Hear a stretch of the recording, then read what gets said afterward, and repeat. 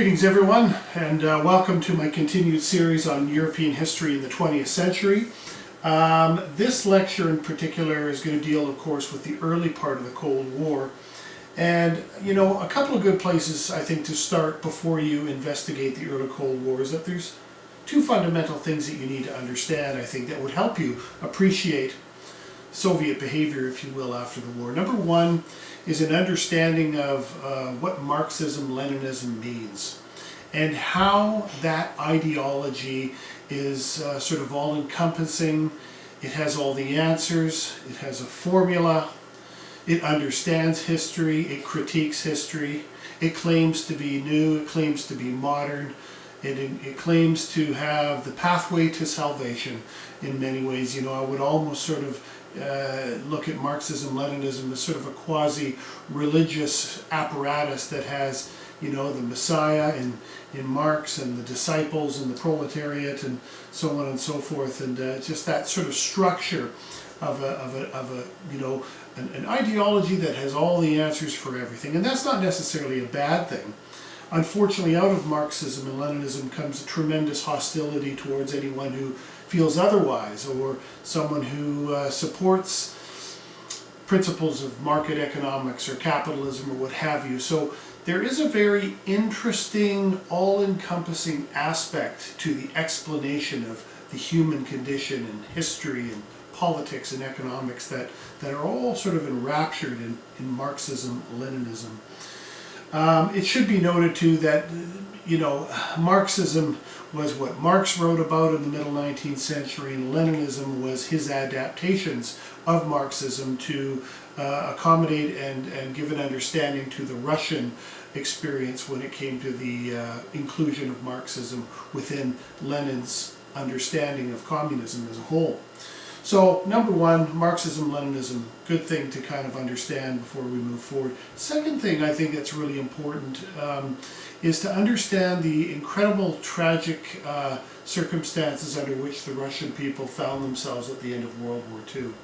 27 million people had been killed, and even before that, millions had been killed under Stalin's purges and in the Ukraine during the famine. That one has to wonder, to what extent does this impact the psychology of a nation? That is, the mental health, if you will, of a people who just endured the most brutal war in human history. You know, I think I do tend to feel a certain degree of empathy for the Russian people, not so much for the leadership. Because I think that oftentimes they were overlooked in the understanding of what Russian people had to endure during 4 years of Nazi occupation. By the end of this war, their economy's in tatters. They are literally a hollow shell. They are extremely emotionally scarred by the experience of the war. And out of this comes a real inferiority complex. And the only way that I think the Russian government and the leadership of the Soviet Union could conceal their sense of vulnerability and fear and insecurity was to project an image of strength. And I think a lot of the bluff and the blunder and the puffing of chests and the vast military parades in Moscow with the arsenal on display and the red flags and the banners, all that was to project this image that we are in charge, we are strong, and nobody better mess with us. And I think in many ways that really reflects Soviet attitudes. And remember that not only is Soviet behavior impacted by the war, but it's impacted by that ideology of Marxism-Leninism. So it's a very interesting dynamic that exists. And I don't think we in the West, particularly Americans, could fully appreciate the impact of those two elements in Soviet behavior. You know, what we see develop is a really rather toxic relationship, not just between the United States and the Soviet Union, but for the most part, the West at large. So anyway, let's move on. Here you can see, well, before we move on, let's look at the map quickly. Here you can see these are pretty much the nations that were then under Soviet occupation after the war. and they fall within what is called the Iron Curtain. Here you can see East Germany. Not entirely sure why it's a lighter shade of red here, but then you've got Western Europe here. So, all right. Well, when you have any discussion about when did the Cold War start, a lot of people say, well, the Cold War starts in 1945 when World War II ends. I would say that the Cold War is reignited in 1945. The Cold War really began when the Allies invade Russia in 1919 during the Allied intervention.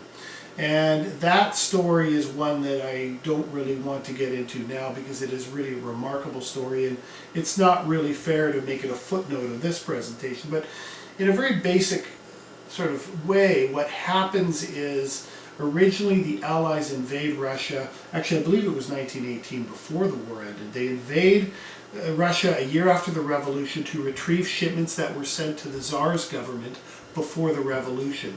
Then when the revolution occurs and Russia pulls out of the war, the Allies want to get back their supplies because now the Germans are doubling up on the Western Front.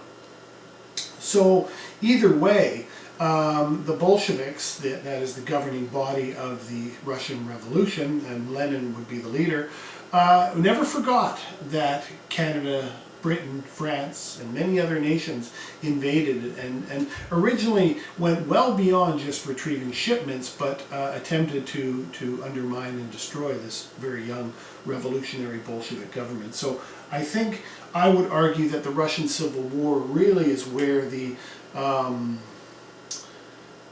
Cold War starts, and while the Allies may have forgotten about it once they left Russia, the Russians certainly never did. So from that point forward, there was a constant fear that the Soviets had of the West.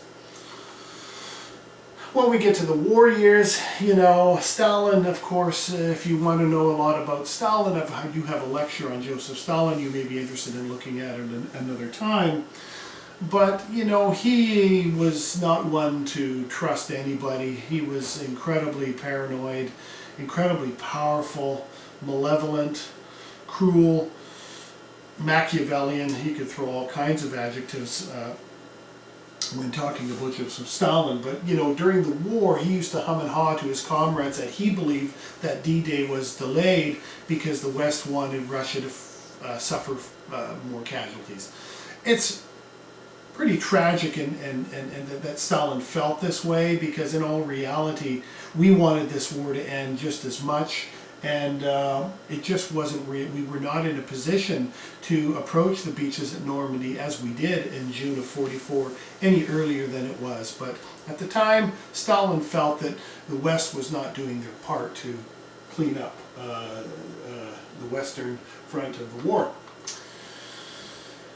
Now these are all things, as we're talking about, that contribute to the Cold War mentality. The other thing I think that is very interesting is the idea that during the war years, Franklin Delano Roosevelt, the American president at the time, you know, he had a real terrific personality. I mean, he was charming, he was endearing, he had this ability to make people feel like they're the center of the universe when he spoke to them, which I think is a tremendous quality to have in any leader. But Roosevelt worked very, very hard during the war years to demonstrate to Stalin that he was indeed an ally, and they were in this together, and they were friends. And, you know, there's some very interesting stories, many, maybe too many to tell, but one that stands out for me was one time at Yalta where FDR requested that Stalin sit next to him because they really wanted to nurture this relationship. The war was coming to an end by February 1945, and it was time to really see where everybody's at. Anyway, I guess during the dinner, Churchill's on the other side of the table, and Roosevelt leans over to Joseph Stalin and says, "Geez, look at Churchill. His cheeks are all red and flushed again. He's been drinking too much, and he looks like a little baby." And they both burst out laughing, and of course Churchill leers at both of them across the table. But that's just sort of a more human example of the way in which Roosevelt tried to endear himself and win him over. And I don't think he ever really fully did win Stalin over. I don't think anybody could, but I think FDR did a very good job of getting pretty close. So when Franklin Roosevelt dies in April of 1945, weeks before the end of the war, We have a new president, Harry Truman. Harry Truman was quick-witted, wore his heart on his sleeve, said what he felt. He was from a small town in Missouri, and I say Missouri, not Missouri, because my grandmother was from Missouri, and I remember as a young boy saying Missouri, and she would get after me and say, no, Eric, it's not Missouri, it's Missouri. But either way. So Truman was from Missouri. When Truman comes into power, man, oh man, 2 weeks before the end of the war in Europe, and then, the war is still raging in the Pacific, of course. He was following a 12-year leadership of one of the most remarkable presidents in American history. So I tell you, and he was kind of left out in the cold in a lot of policy decision-making pieces throughout the war. So he comes in completely green, and maybe not completely, but he's got a lot of work to win the American people over and to prove that he can be a great leader. He turns out to be a remarkable leader as it is, but at the time he had a lot of challenges he was facing. Either way, no matter how you look at it, the Americans were looking at Soviet behavior with a bit of suspicion and curiosity, and the Soviets were looking at American behavior as well. The unfortunate reality was that the Allies had decided to carve up Germany into 4 pieces for the purposes of demobilization. And, here you have, the French, British, and American side and the Russian side, and, their economic systems are completely, that is, the Soviet economic system is completely incompatible with the other 3. And I don't really know how they expected this to turn out, but the way it was set up, perhaps there wasn't as much forethought as there should have been, but the reality was that the Soviets had to be part of it, and that the economic aspects of the reality of how these economies are going to work together, well, that was a bridge they're going to have to cross. And when they did get to the point where they crossed that bridge, they realized that there's a tremendous amount of incompatibility there. So very, very difficult. Both sides are becoming very suspicious of one another. We do have to go back to the later war years, I think, to set us up for this emergent Cold War, just to help us understand it. Yalta, as we mentioned earlier, here we are, by the way, Winston Churchill, Franklin Roosevelt, Joseph Stalin. FDR, Stalin, and Churchill would meet in the Crimea in February to discuss post-war Europe. This was a very, very difficult trip for Franklin Roosevelt. His health was deteriorating rapidly. He had congestive heart failure. He ended up dying, I believe, from a brain bleed or a brain aneurysm. He was stricken with polio in 1921. People, of course, that are unfortunately bound to wheelchairs and not able to walk have all kinds of circulatory problems. Traveling to the Crimea in poor health, I think it was way too much for him, but he really felt it important that they have this agreement and this conference in the Soviet Union at Yalta. So the tensions were very good. All agree on 3 zones of Allied occupation. The 4th for France would be added later. Berlin was to be divided as well. This is tricky. So Berlin falls within the Soviet zone of occupation, which is going to be divided in 4, as well as the country itself. So, it's curious how that's going to roll out. Free elections in Eastern Europe, and the Soviets agreed to declare war on Japan when Germany is defeated. The Soviets were never at war with Japan, while they were not friends either. The agreement was that when the war in Europe is over, the Soviets would declare war on Japan. And at the time, that was something that Britain and the US wanted. But as the war ended and it got really complex in Germany, then questions began to be raised about, do we really want to have to deal with the Soviet Union when and if we invade Japan, or have to deal with demilitarizing Japan? And we'll talk about how the bomb contributes, I think, to that as well. Actually, we talked about that in the last lecture, so we'll let you look at that if you're curious about that another time. Franklin Roosevelt and Winston Churchill reluctantly agreed to territory east of the Oder and Neisse rivers, which should be handed over to Russia, which was already in occupied Russian territory and controlled by communists. So basically, Churchill and FDR said, well, you know, what are we going to ask him to leave now? I mean, you know, it was tricky. It was tricky. How are you going to insist that the Soviet Union leave occupied territory after what they've been through? You know, when in fact what the Russians really wanted was a buffer between themselves and Germany, which is completely understandable after the end of World War II. But it's just the manner in which they went about it is what becomes contentious and problematic. So. All right, by July 1945, Roosevelt is gone. He passed away in April. Truman's a new president. Churchill attends Potsdam, but he's voted out of office halfway through the conference, and Clement Attlee, the new leader, the Labour leader, takes his place. So Stalin must have been very confused by this. Churchill is replaced, of course, during the conference by Attlee, as we said, after his defeat in the British general elections. At Potsdam, which is a suburb of Berlin, beautiful part of Germany if you ever get a chance to go. Position towards Russia shifts dramatically. Truman is not as capable as FDR in softening Stalin. I don't think Harry Truman had any intention of appeasing. In fact, the word appeasement is not a word you want to be throwing around at this point. Anybody that appeared to be appeasing, it didn't look good, and certainly Truman did not want to appear to be appeasing the Soviets. So, you know, you got to come out tough, you got to come out strong, you got to tell them who's boss, and that's kind of the position that Truman was coming at. It was during the Potsdam Conference where Truman got the full, was told the full scope of the Manhattan Project, and he learns of the new bomb, takes a more aggressive stance with Stalin. So he says to Stalin at Potsdam, hey, we just heard we got this bomb, it's going to end the war.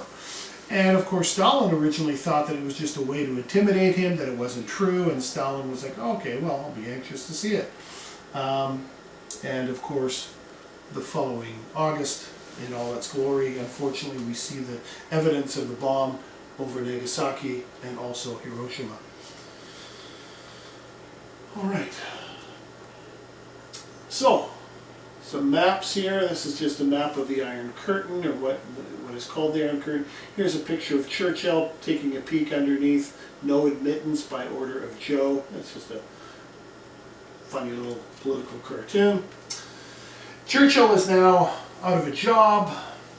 He's probably should have retired then, but he comes back into office again in the 50s, and he remains active right up until his death in 1966, I think, is when he passes away.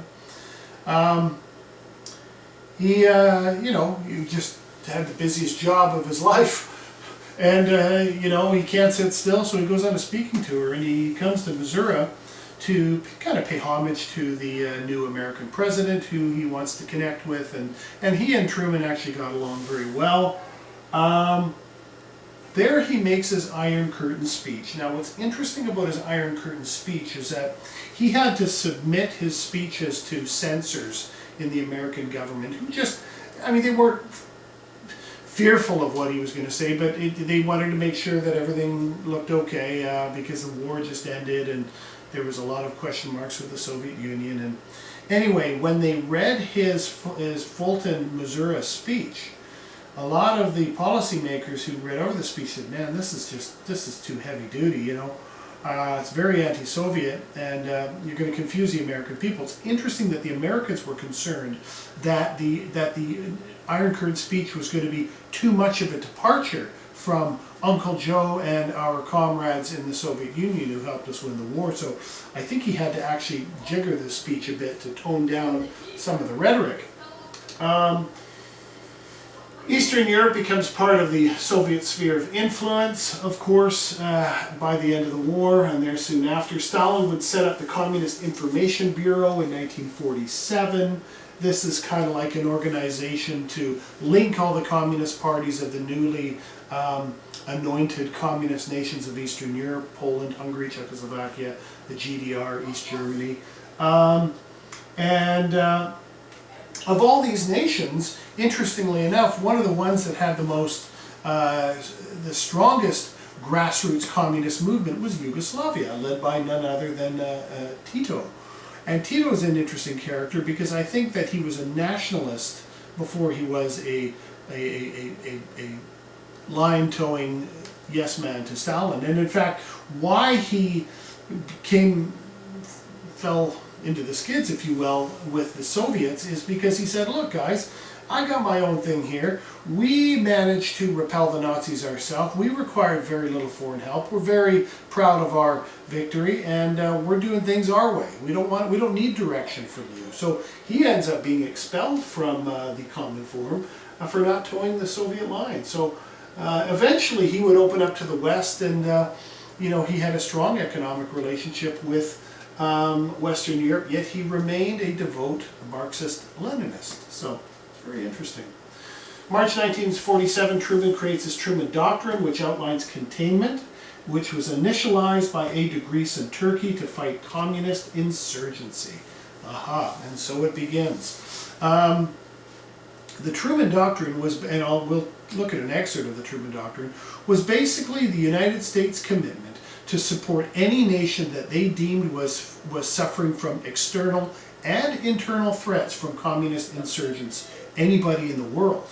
So holy mackerel, if you want to talk about a clear departure from isolationism, there you have it, the Truman Doctrine. But it begins by supporting anti-communist forces in Greece and Turkey. Now in Greece there was a very strong communist partisan movement that had blossomed in its days when the Nazis occupied Greece, and they became very effective at repelling the Nazis, much like the Yugoslav communists were as well. But that is where the Truman money goes first. What's interesting about Greece is Stalin had agreed, hands off, he's not going to get involved. He considered that out of his sphere of influence, and that he left the Greek communists to hang out to dry, and they weren't getting any support, so they ended up being overwhelmed by royalist forces and would lose that civil war in Greece. As we said, Greek communists were defeated with the help of Truman Doctrine aid. All right, here's a couple of quotations. Now here's a picture of Harry Truman doing his speech, which outlined containment, which is within the Truman Doctrine. And here is Winston Churchill, I believe in Fulton, Missouri, doing his Iron Curtain speech. So here we go. These are just some quotes. And I can't do a very good Winston Churchill, but I'll do my best. He says, "A shadow is fallen upon the scene so lately lighted by the Allied victory. From Stettin in the Baltic to Trieste in the Adriatic, an iron curtain has descended across the continent." It's pretty powerful stuff. I mean, you know, Winston Churchill always had a great command of the English language. You know, his two favorite subjects were history and literature. His two favorite works of literature and history were Edward Gibbon's Rise and Fall of the Roman Empire and the Holy Bible. So I mean, you know, here's a guy who studied language, understood history, and all through the war years, certainly his motivational speeches, well, they were, I guess, essentially motivational speeches, but his speeches were remarkable pieces of literature in themselves, and even when you listen to them today, they're pretty remarkable. So, pretty foreboding though, for sure. And this is Harry Truman's Truman Doctrine, an excerpt from it, where he says this: "Communism is based upon the will of a minority forcibly imposed upon the majority. It relies upon terror and oppression, a controlled press and radio, fixed elections, and the suppression of freedoms. I believe that it must be the policy of the United States to support free peoples who are resisting attempted subjugation by armed minorities or by outside pressure." Now, I would have been a lot better off if I had tried to emulate my Missourian accent, but I'm not very good at it, and I won't even try. But nonetheless, both of these are pretty foreboding statements about the Soviet Union's behavior. All right, here we have, there's a better map of the where the Iron Curtain, and you can see that Yugoslavia kind of, they're not part of it, but of course Albania is. And here is Truman choking on the Truman Doctrine, Truman program. So, Truman Doctrine was spurred on by the Greek Civil War to ensure the survival of free nations. The doctrine commits the U.S. to assist, quote, "any nations having totalitarian regimes forced upon them against their will." That's powerful stuff. This was a firm commitment to oppose the spread of communism in anywhere in the world. a dramatic departure from isolationism. The spread. I love during the Cold War that bacterial imagery, that communism is like an infection that is just spreading and spreading, or in our cases, like a virus, like COVID-19, the pandemic we're currently under dealing with as I do this lecture. Same kind of metaphor, that it spreads and spreads, and it's something that needs a dose of antibiotic or something to stop it from spreading. I just love that metaphor. Very, very effective during the Cold War days. Critics who opposed the Truman Doctrine, and there are a lot of people who opposed the doctrine for a variety of reasons, but a lot of them were motivated, so a lot of the critics suggest that the Truman Doctrine was motivated by the need for Americans to have access to open markets to sustain their U.S. system, a system which had collapsed in 1929 partially as a result of protectionism and punitive tariffs. Okay. The memory of 1929 was not that far away, that what happened with protectionism and tariffs and all that business.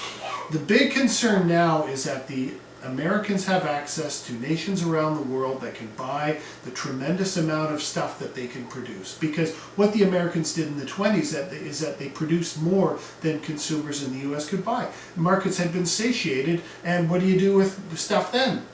You know, if you can't sell it overseas because you put in import tax on other nations selling you stuff, and they're doing the same thing. So trade kind of comes to a halt. So the Americans want to make sure that they have open markets so that they can sustain the American system and help it flourish and grow. It's a simple, basic premise of market economics, right? Supply and demand. If you make lots of supply, if your supply meets local demand, then your supply needs to meet demands overseas.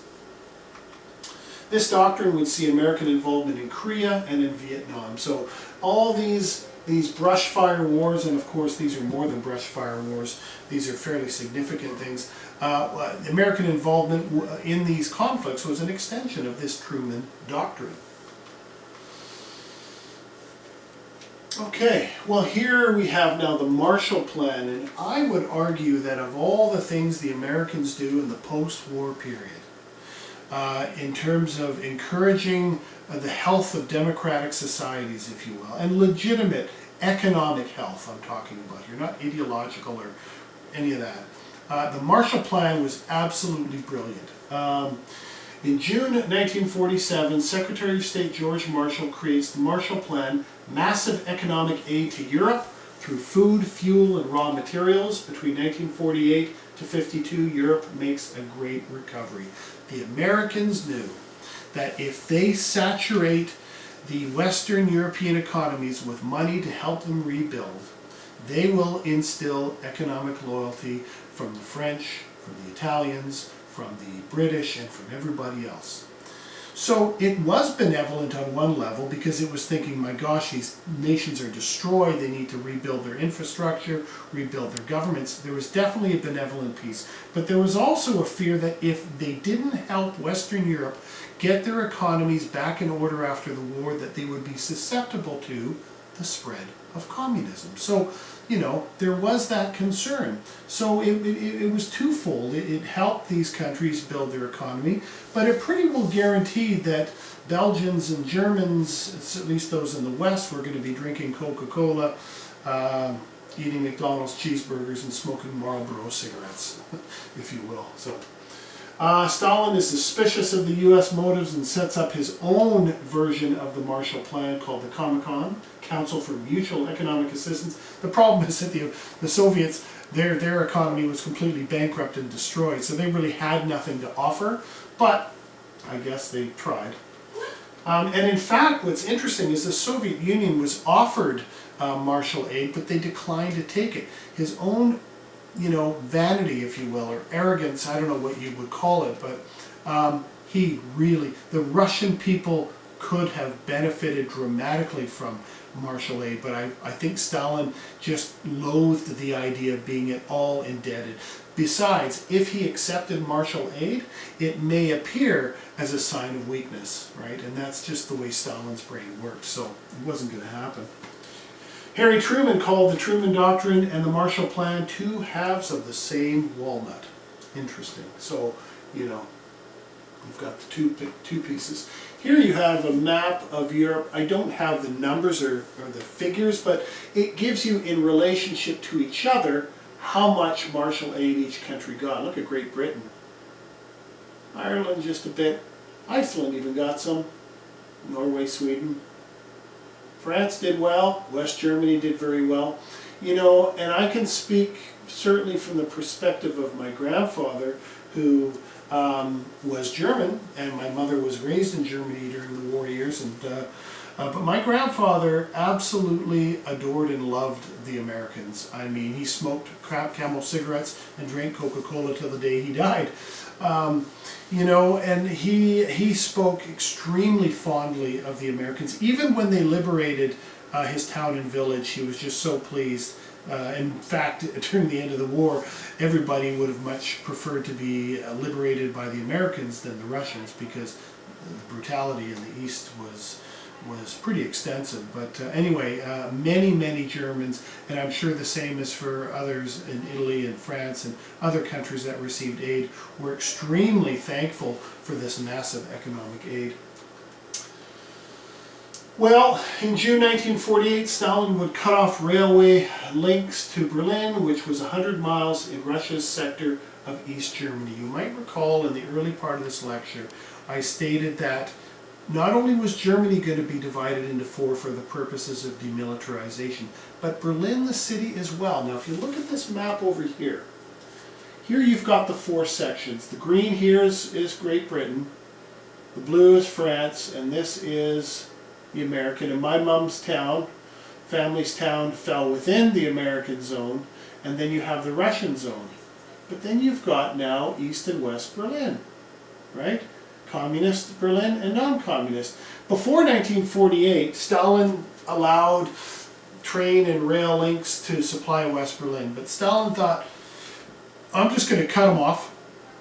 I'm going to forbid them from coming in, and they'll just walk away from Berlin. I think that's what Stalin was thinking. If I just put the brakes on, they're going to walk away. But the reality was, by 1948, West Berliners had already experienced massive Marshall aid.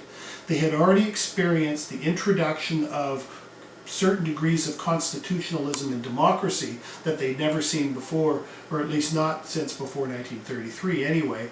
And West Berliners could still travel freely to East Berlin and see what was going on over there. And I'll tell you right now, people in West Berlin did not really want to have what East Berliners had, so they were going to hold on. And the Americans felt very strongly about supporting West Berlin. So they make the decision, instead of walking away from Berlin, to fly food and fuel.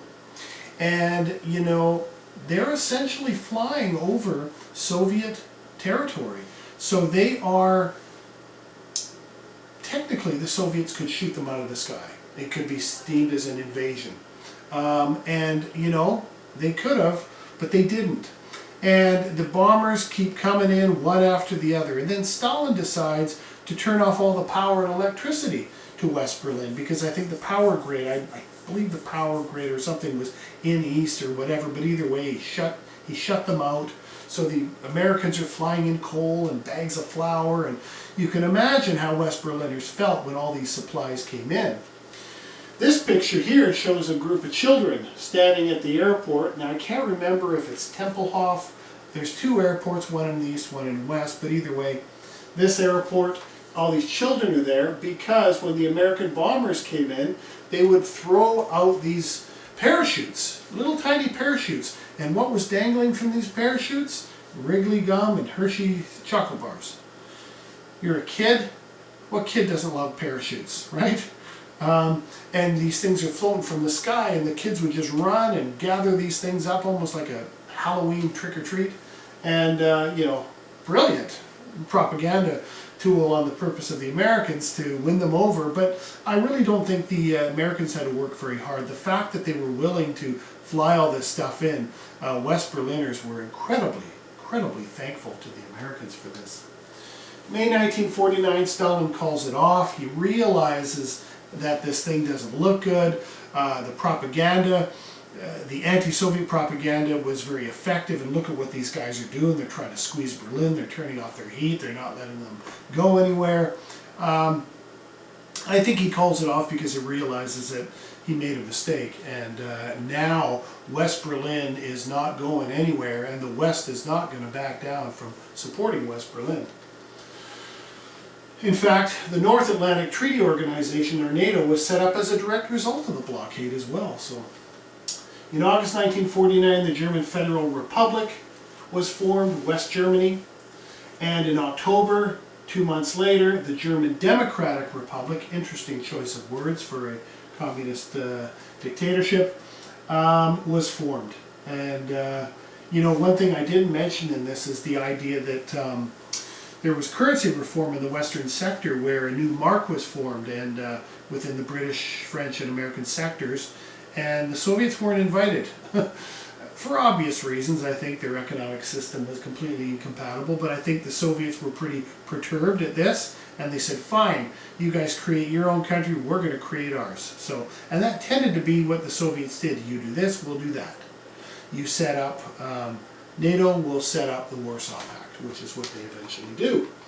And tensions would continue, and in 1955, Russia's response to NATO was the Warsaw Pact. And from that point forward, you have two solitudes next to each other, Eastern Europe and the Soviet Union firmly within the communist camp, and certainly Western in the non-communist American supported camp.